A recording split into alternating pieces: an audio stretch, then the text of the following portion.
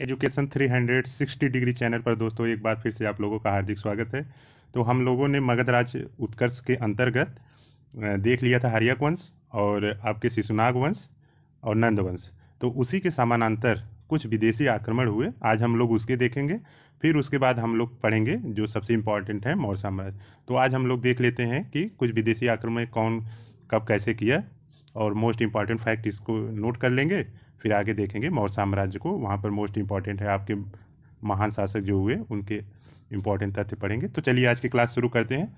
तो बैकअप में हम लोगों ने पढ़ा था हर्यक वंश, शिशुनाग वंश और नंद वंश। नंद वंश के पैरेलल ही आप लोग जानते हैं यूनानी शासक सिकंदर का वो हुआ था आक्रमण, तो विदेशी आक्रमण के ही अंतर्गत आएगा। तो चलिए शुरू करते हैं। तो देखते हैं हाकामनी आक्रमण।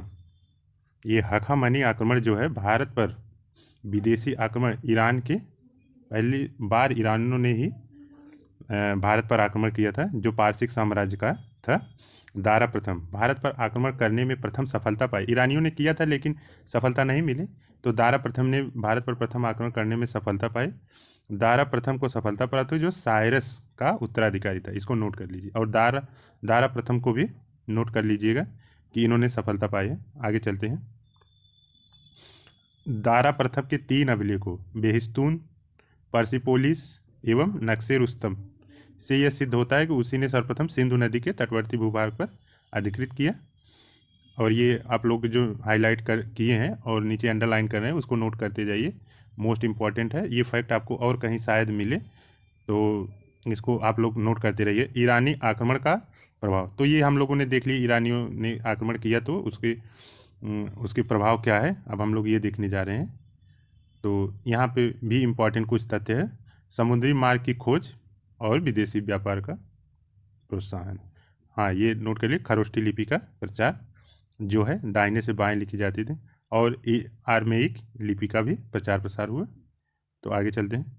हाँ ये देखिए, आप कला और संस्कृति पढ़ेंगे तो पहले इन लोगों ने अभिलेख उत्कीर्ण करने की प्रथा प्रारंभ की। छत्रप शासन प्रणाली भी आई उसी समय। आगे चलते हैं। अब आ जाइए, शायद सभी लोगों ने सुना होगा सिकंदर।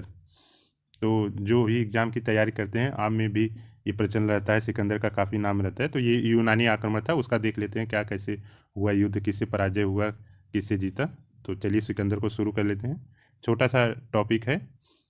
तो यूनानी आक्रमणकारी सिकंदर 326 ईस्वी पूर्व में बल्क, ये बल्क को ही बैक्टीरिया कहते हैं, इसको नोट कर लिए। जीतने के बाद काबुल होता हुआ हिंदू कुश पर्वत को पार किया। तो आप लोग, हमने भूगोल में पढ़ाऊंगा कि हिंदू कुश पर्वत कहाँ है, सुलेमान रेंज कहाँ है। तो हिंदू कुश पर्वत को पार किया तो आपको ज़्यादा आइडिया मिलेगा कि कैसे कैसे आए होंगे। जब रिलेट करेंगे किसी चीज़ को किसी से तो वो ज़्यादा सस्टेन करता है दिमाग में। तो आगे चलते हैं। अम्भी ने आत्मसमर्पण कर दिया। ये अम्भी बेचारे आत्मसमर्पण कर दिए और सहयोग करने का भी वचन दे दिया। तो मजबूरी थी उनकी कि वो आत्मसमर्पण करे, और सहयोग तो करना ही था। और सबसे प्रसिद्ध युद्ध, अब आगे देखिए, झेलम। अब देखिए, इसीलिए मैं बोलता हूँ कि झेलम, आपका ज्योग्राफी भी इसी के साथ तैयार हो जाएगा। और झेलम नदी के तट पर पोरस के साथ, राजा पोरस के साथ युद्ध हुआ। इस युद्ध में पोरस की पराजय हुई।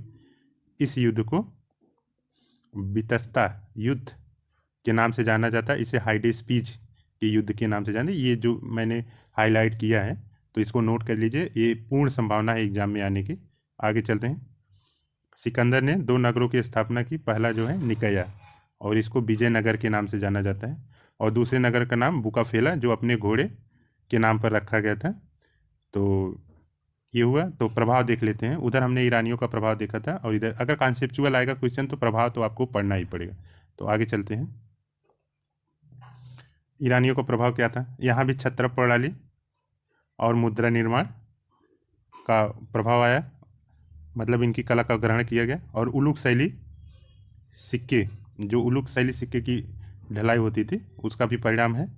और मोस्ट इम्पॉर्टेंट गांधार शैली। कला और संस्कृति हम पढ़ाएंगे तो गांधार को डिटेल में पढ़ाएंगे, मथुरा उसके अंतर्गत, और गांधार की अपनी जो बौद्ध उस समय चरम सीमा पर थी। तो दोस्तों ये क्लास यहीं तक। नेक्स्ट क्लास में अब वेरी इंपॉर्टेंट आने वाला है मौर्य साम्राज्य। तो ये बीच में उसके समानांतर कुछ विदेशी आक्रमण किए, तो इसके साथ साथ पढ़ाना जरूरी था, तो इसलिए मैंने इसको बीच में रखा। अब अगले नेक्स्ट क्लास में हम लोग मौर्य साम्राज्य को पढ़ेंगे। तो लाइक शेयर और सब्सक्राइब दोस्तों जरूर कीजिए। आप लोग क्यों उसमें कंजूसी कर रहे हैं। तो थैंक यू सो मच।